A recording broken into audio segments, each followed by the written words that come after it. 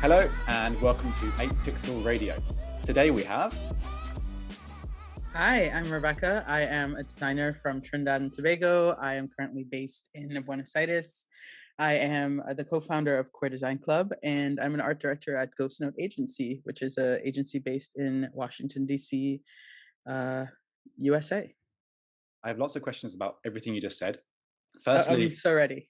Firstly, how do you manage time zones? I think that's an impossible thing for most Good people. question. Yeah, that's a good question. Well, luckily, Buenos Aires is only like usually 1 hour ahead of the ET time zone, so it's not too bad. In the daylight savings times, it is 2 hours, so I get to actually have a nice, relaxing morning, and I don't start work usually until around 12. So usually in the mornings, I go out with my partner. We take our dog for a walk. We'll get coffee.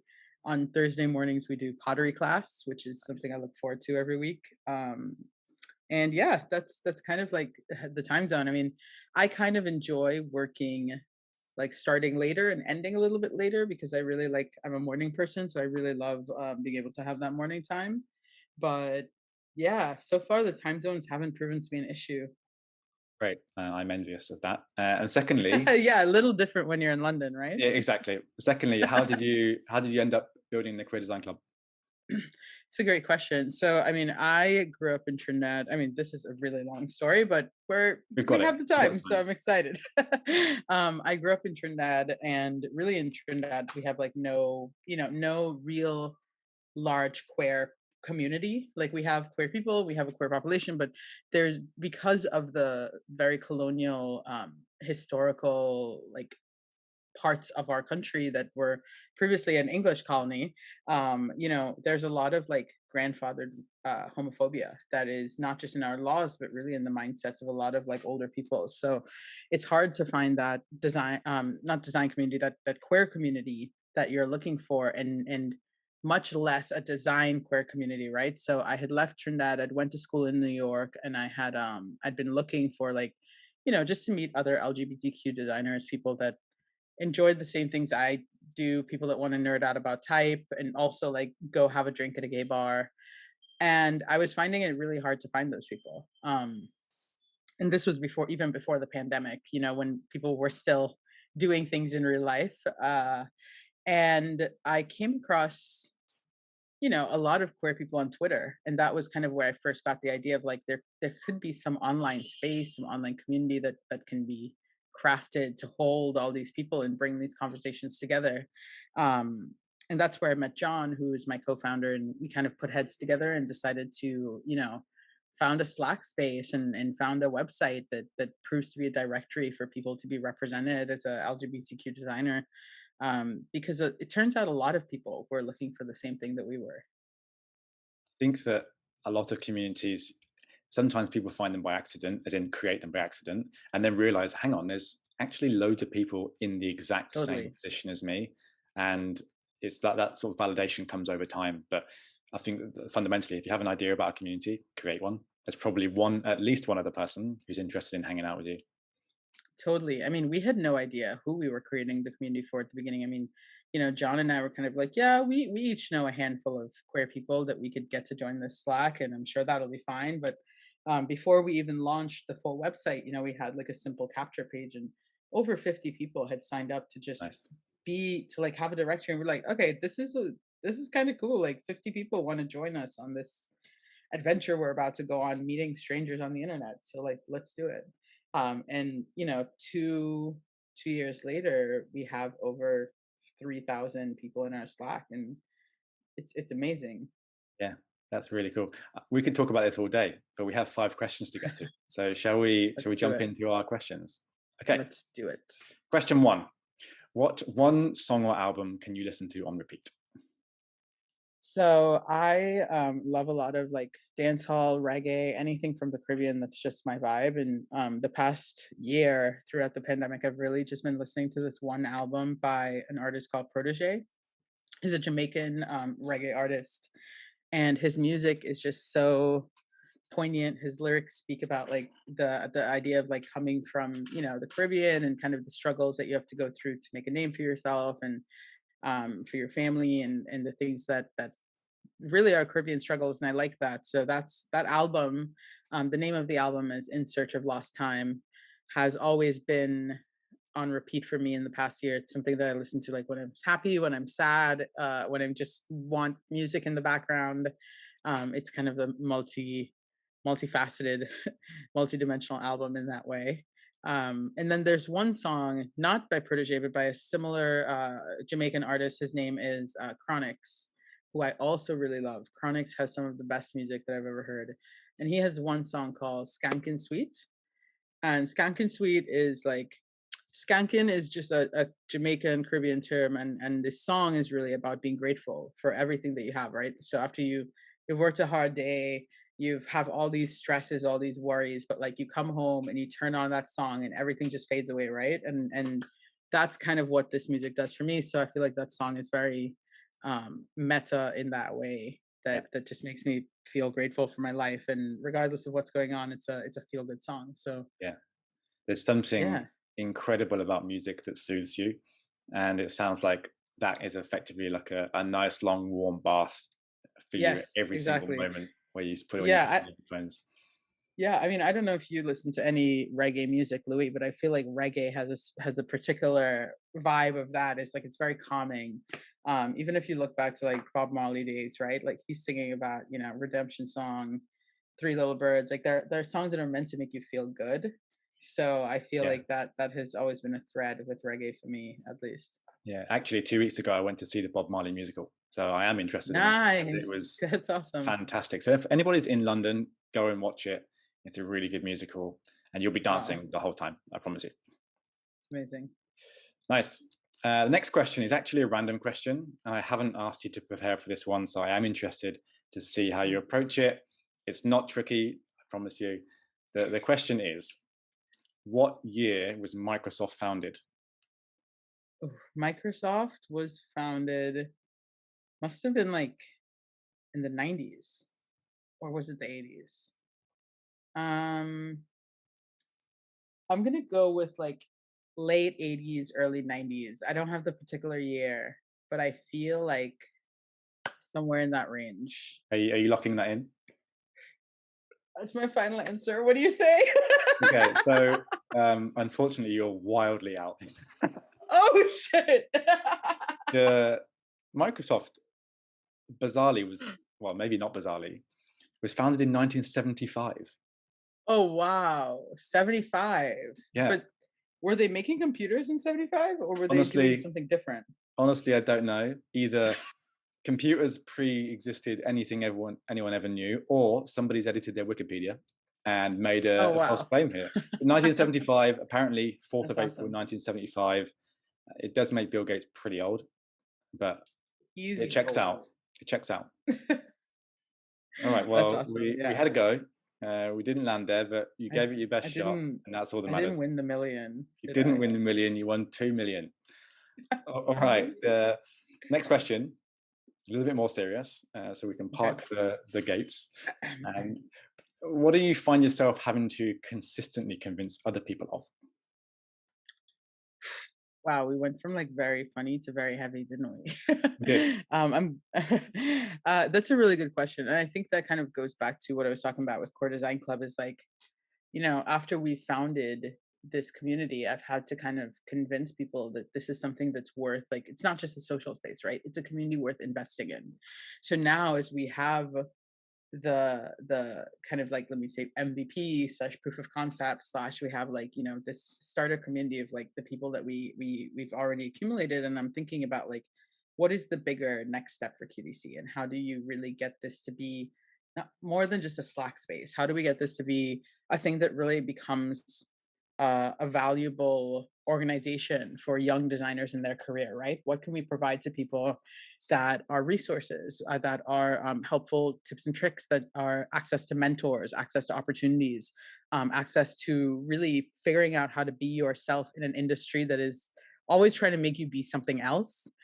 What does that mean for you as a young core designer who's trying to get into the design industry? So that's something that I'm constantly trying to convince people that, this thing that, yes, we started as a social space, and yes, we started as just a directory, and we didn't really have all the plans figured out before but now we're trying to, really find a model to go forward to really turn this into something more than what it is now.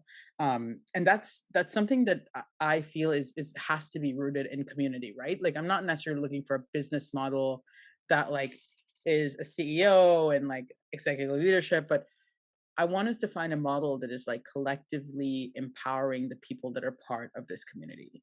Something that is collectively like helping everybody get paid, right? Not just the one or two people who can take on work or different things, but how can we find something that is equally beneficial to everyone that participates in this community on a daily basis or on a monthly basis or on a yearly basis, right? Like so that's something that I'm always trying to advocate for is like I think in this next decade of our life, especially our lives on the internet, we're going to see a real focus on community and we're going to see a real focus on how communities empower people to feel better and therefore do better work. And I think that's something that I'm constantly trying to convince people of is invest now because like when the communities start to take off, it's going to be much harder to build an authentic community because you're just kind of going to be scrambling to do what everyone else is doing. Meanwhile, we have the builders today who are doing those very genuine, authentic communities, and they deserve more credit, they deserve more recognition, and they definitely deserve your investment dollars because they're working really, really hard. Yeah, the challenge, I suppose, is that community naturally lands at a position where the loudest are the loudest, and we don't want to Yeah, recreate the poorly set up social structures that you're trying to effectively exactly, deconstruct. So, how do you exactly. reward somebody who maybe just doesn't want to chat all the time, but is still Yeah, deserving of space and yeah. stature and recognition and referral and all that sort of thing? It's a challenge for sure. Yeah, I mean, I think the hard thing for capitalism is that community isn't a business, and that's exactly why it's not given the same amount of attention, right? Community is not making us an ROI, but it can. And I think that's the thing. It doesn't make an ROI necessarily in direct dollars in your bank account, but it's going to make an ROI because you're investing in your people and you're actually telling people that, hey, I care about how you feel. And I care about you having a space with like minded people for you to celebrate, for you to vent, for you to express yourself and be in community with people that you want to be in community with. And I think that's the real challenge is that, like, one, it's hard to find your community, but also it's hard to maintain and sustain a community because it's by its nature not a money making thing. Um, and to your point, like, yeah, we are trying to decolonize all of the bad structures of community that currently exist, right? And that's kind of exactly why Queer Design Club came to be. That's why where the Black designers come to be, Latinx who design, because like this is us very intentionally crafting a space for ourselves in an industry that has constantly left us out, right? We don't have a space for LGBTQ people to come together and say, hey, I was misgendered by my boss every single day that I worked at that job and I'm traumatized. Like I don't want to get another job in design because I'm afraid that this is going to be my experience. Where do people go to deal with that, right? Um, and so that's kind of where we step in, and we want to be that community, that resource, that go-to space to really find people who can support you in that way and who genuinely care about your growth. You know? At the same time, I think if we roll back to the early internet days of, I guess, late 90s, early 2000s, community was mostly a volunteer space where people just Yep. hung out to hang out. And it wasn't Yeah. always, I need to be earning something from this. And that's probably a really Exactly. important lesson to think about whenever we're doing anything, whether that is setting up a Twitter space, setting up a community, setting up a Slack space, whatever, is that maybe you don't need to earn from it. It's just kind of somewhere where you're giving back. And it's really Yeah. important, particularly as people get more and more experienced in their careers, to think, you know what, I'm actually earning enough money right now. I don't need to squeeze every single hour of my day into a dollar. Yeah. Absolutely. And I think the pandemic has really shown us that need for community, right? So outside of just like your 9 to 5, like who you're interacting with, who you're spending time with, how are you really like nourishing that social part of yourself when you can't be social Mm. physically, right? So that's something that we've really, we've seen an uptick of people coming and looking for community space because they've never had the opportunity to do that in real life yet because of the pandemic. Yeah.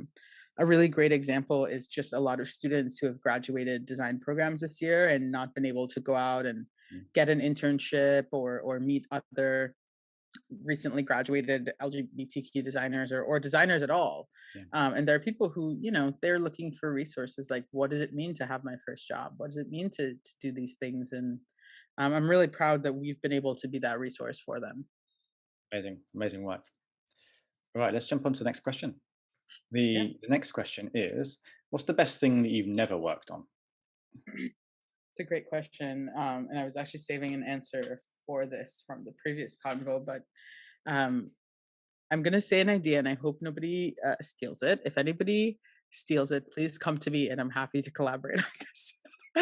But I really, really want to put together a conference called Community Conference, and this is something I've been noodling on for the past couple of months of just like how to make this happen. But in my role at Core Design Club, I've spoken to dozens of other founders of similar design communities. So, for example, Mitzi from Where the Black Designers. I spoke to Mary Hemingway of Woman by Design, and just many other people who are in a similar position of like, hey, we have these amazing communities, and within our communities, we're having incredible conversations. We're having conversations about how we can transform the industry, how we can really position ourselves in a way that our people are best represented.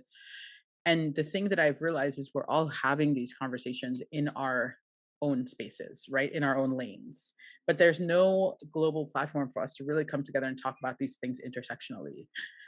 From a perspective that's not necessarily about diversity and inclusion, but it's just about giving Black, queer, brown, Latin, all these different people and all these different identities that are underrepresented and traditionally left out, giving them a space to really talk about the issues that are bothering them. It's maybe it's a design conference, maybe it's not a design conference, but maybe it's just a place where everybody who have these design communities can come together and just talk candidly about what the industry is doing and where they're at, and you know really get down to what is the goal of this diversity and inclusion initiative. I think this is something that people have really thrown around in the past couple of years, and there's no meaning to it. Everyone has a different definition of what DEI means, and those are driven one by internal goals of a company, by external goals of a company.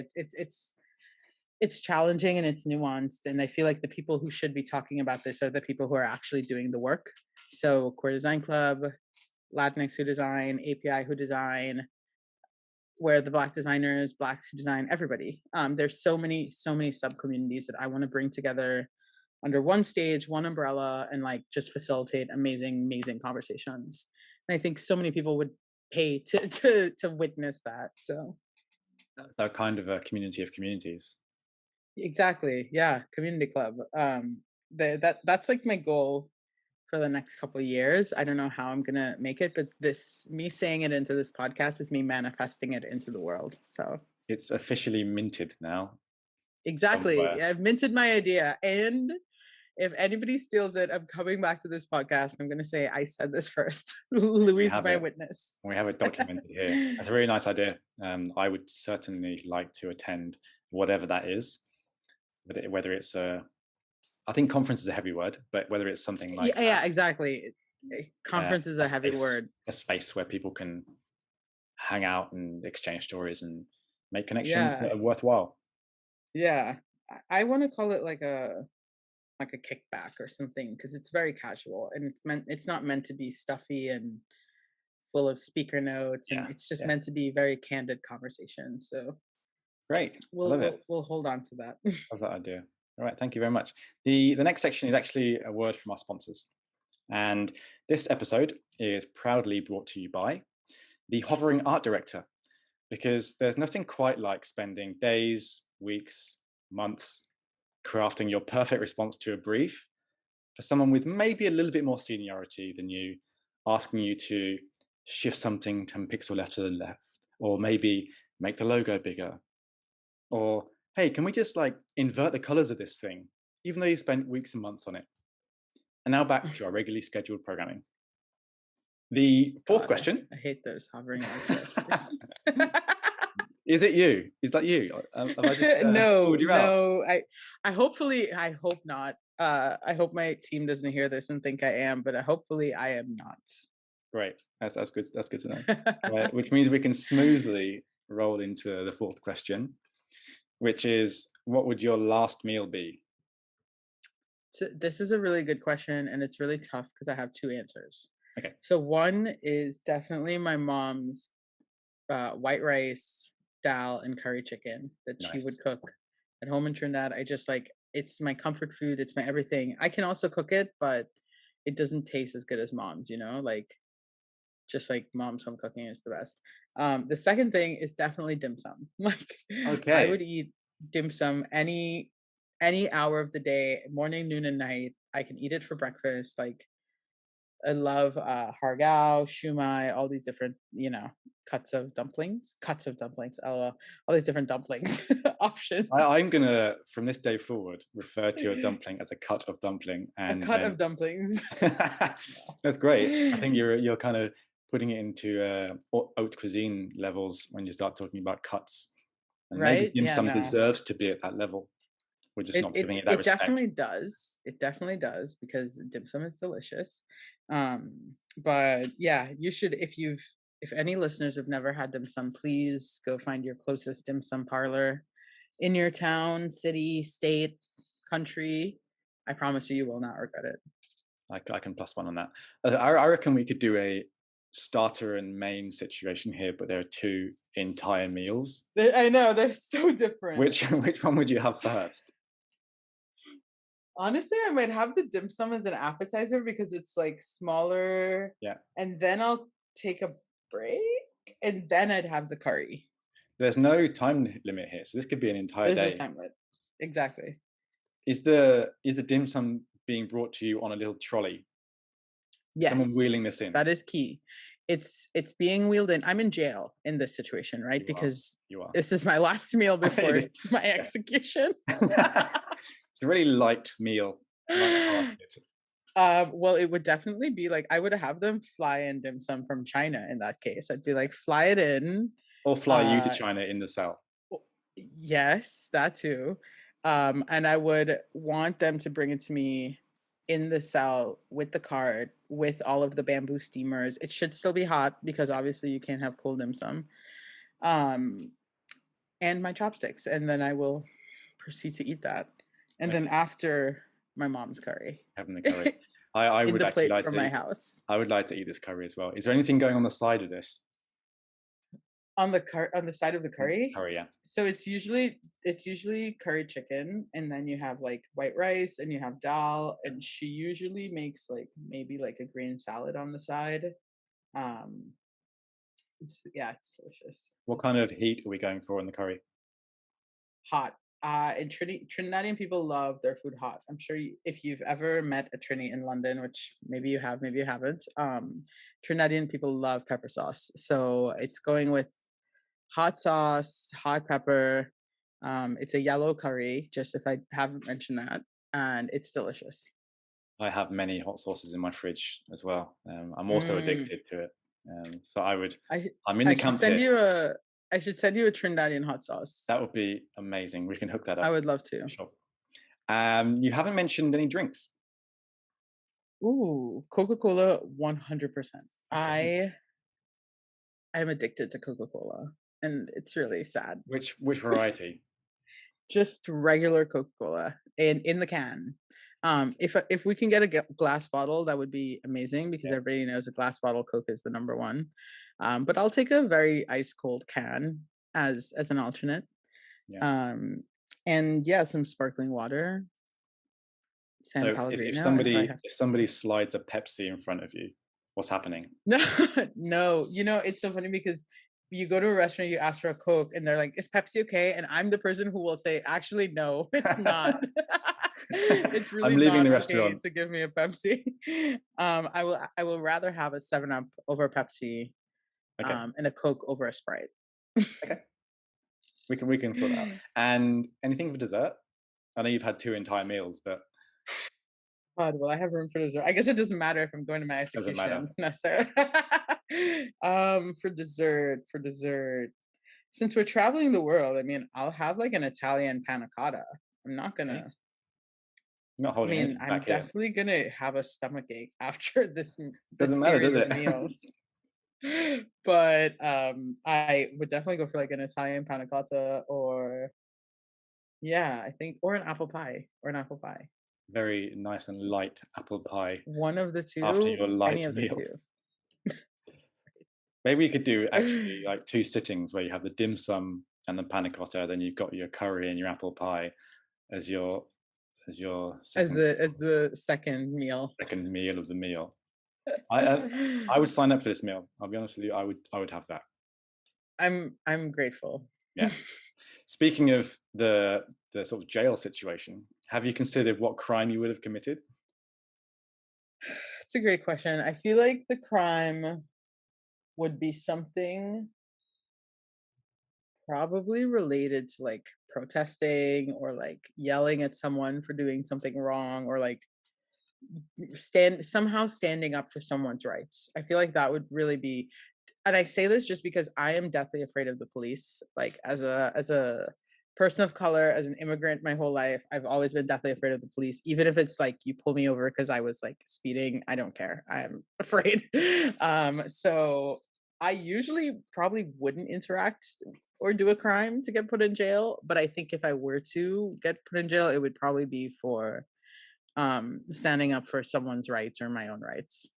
I think that is a very fair answer. It's not, yeah, I went and murdered 100 people. I think you've been You very know what? true to yourself Sometimes I feel like it, but I think there. it's out of my range. We will not I'd rather mint eat that dim comment sum. today. We will park that one. We'll go with the protest. I think that is a very fair thing to be thrown in the clink for. Okay, last question. We're at the last question Mhm. already. And it's actually the most important question, really. What is your favorite curse word? Fuck. Straight in.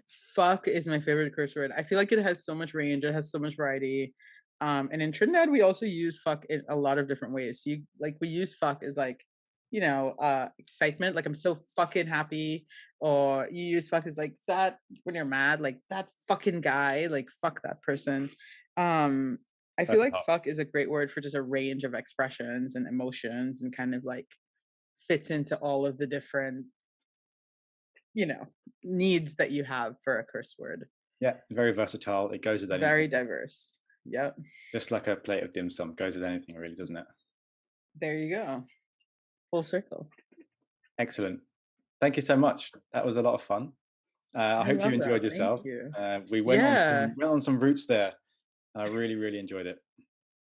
No, I enjoyed it. This is a really, really fun podcast. I've listened to, a few other episodes, but it's always good to see the making of, because I don't know, do you just go one edit, one take, or do you edit it down, or usually what's your process?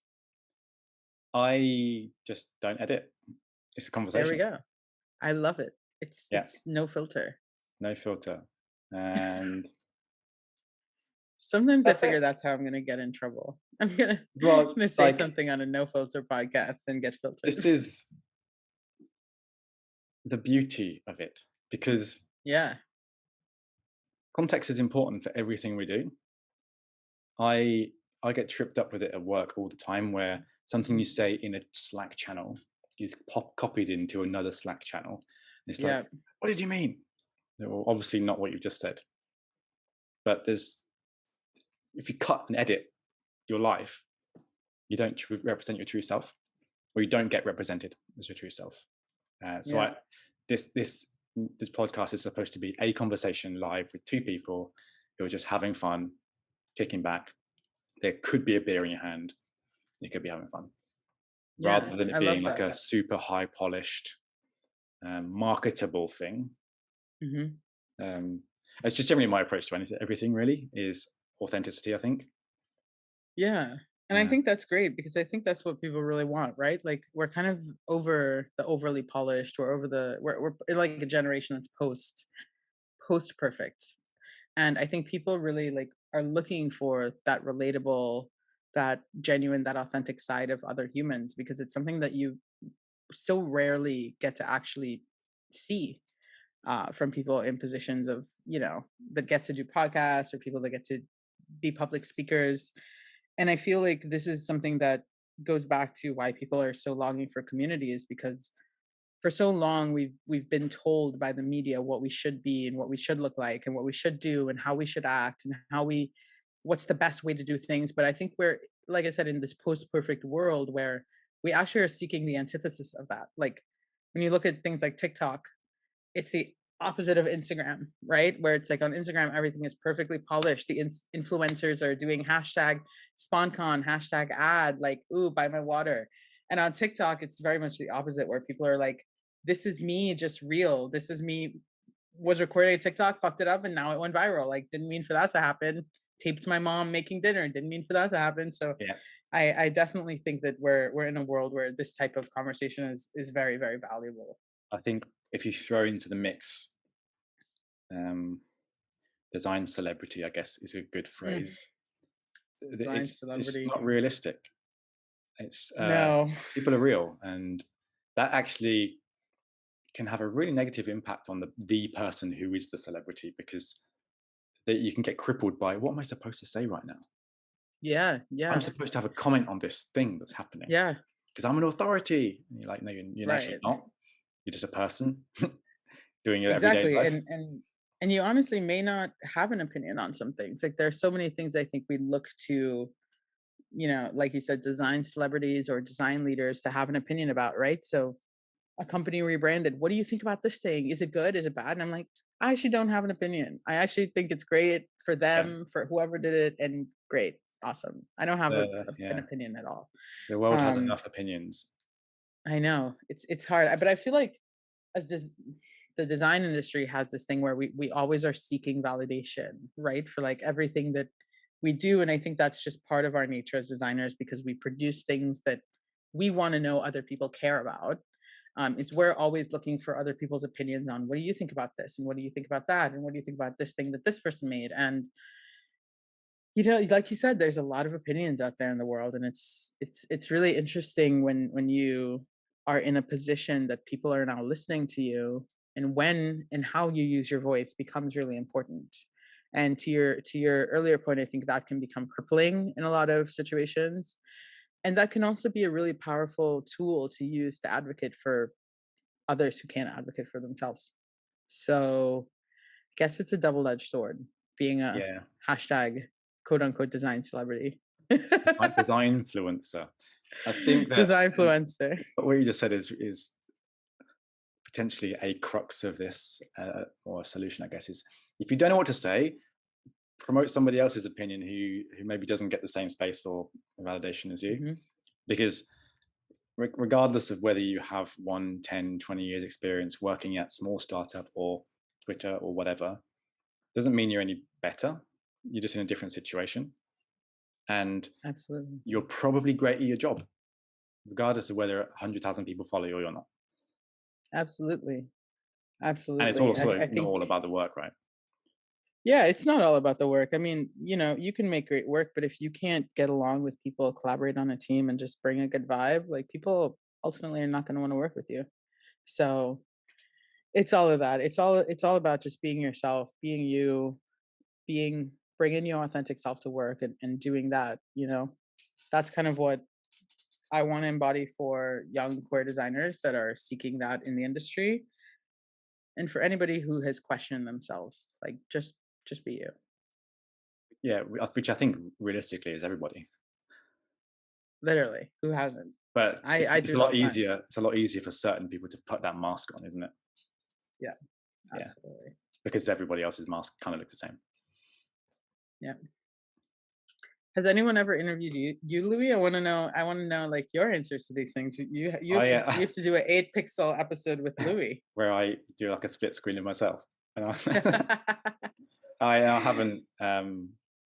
haven't thought about it that much. Yeah. I'm much more comfortable interrogating other people than answering questions myself. If somebody was asking me anything, I'm like, let me come back to you in a week. I want to think Wow. about that. My crippling trait is that I need to be prepared for everything, Mm, and if I'm not, I feel very uncomfortable, which is okay. like an overthinking problem. Yeah. So even something as simple as like, what album It's like, I have 500 albums that I can give you. I know. I did give a quick glance through my Spotify before this, and I was like, which am I gonna pick? Which am I gonna say? Yeah, I think I'd probably go for a Kanye West album, Okay. but Which one? A specific one? A specific era of Mr. uh, West? I think just because of the impact in my life, maybe something like 808s, I'd probably 808s. choose, Yeah. or Frank Ocean Blonde, or Radiohead in Rainbows, Mm. maybe. All good options. The Frank Ocean is a top tier album for sure. Yeah, it's just like give me a decade that I'm not selecting the album from, and I'll do it. But one Damn. album, yeah, it's because it changes every year, I think, and I have a habit of over listening. Yeah, I feel that way too. What was your okay, this is my random question for you, and then I swear this is the last one. What was your number one artist on your Spotify Wrapped? I actually think it was Arlo Parks. Nice. Yes. I have been binging her album. Love that. Like 3 Love songs from the that. album I've just been binging. I think Yeah, what that's it. song what's your favorite song out of those 3? Caroline Caroline. is an incredible tune because it's about a couple arguing at a bus stop in Soho in London, and you can just see it. I love that. I'm gonna And put that on my yeah, playlist now. if you so I would recommend reading the lyrics Mhm. because you don't hear the lyrics when you're hearing the song. And it wasn't until my brother said to me, "Have you actually read the lyrics of this song? They're really, really good." I was like, "No, I haven't," and I did, and I was like, "Whoa, this is really good." But I Wow. also like to write little things. I don't know what they're called, Mm, poems or skits or whatever. poet. And I was reading them thinking, that's achievable. Not that I'd I ever love that. write my own album, but it's You kind of might felt hey, like never say never. Never say never, because okay? she was a You poet might write your own first. album. Yeah, she was a spoken word poet first. Yeah. And there's a guy called I've George heard the a Poet few as of her well who does the songs. same. Um, Yeah. That's awesome. Thank you for sharing that. yeah, and there's so on the note of like Kanye West, Frank Ocean, there's an excellent podcast called Dissect. I don't know if you heard of it. Mm, I've heard of it. And he takes albums one by one and interrogates the lyrics and tells you the context and everything. He's currently doing Mac Miller, who I Oh, actually love. haven't listened to really. I've listened to a couple of songs before, and it's the album that he released just before he died. Yeah, And swimming. he hooked me straight away because Mac Miller decided or communicated that he wanted the album to sound like water. I was like, Mhm. oh my God, that's good. I Yeah. could listen to all of this right now, kind of thing. Wow. I'm definitely gonna listen to these episodes about Mac Miller because Mac Miller is actually one of my favorite artists. When I was a teen, I was actually convinced that I was gonna marry Mac Miller at one point in my life. That's how deep it ran. And he is my favorite, one of my favorite rappers. And I think that, gone too soon, but Mm. he's left some really, really, really big musical influences on the world. And I'm so grateful to have listened to him while he was around. Yeah, the style of the talk sing is I'm if somebody's got that style, I'm in. You don't even need Yeah. to tell me what You it's you should about. listen to more. You should also listen to his earlier stuff like Right. Blue Slide Park, Okay. The Kids mixtape. He's got some really good stuff, even from the beginning of his career up to the end. Amazing stuff. Even his posthumous album Circles was really, really good. So Yeah. Well, this is my gateway in, and I'm sure I'll be hooked in no time. yeah.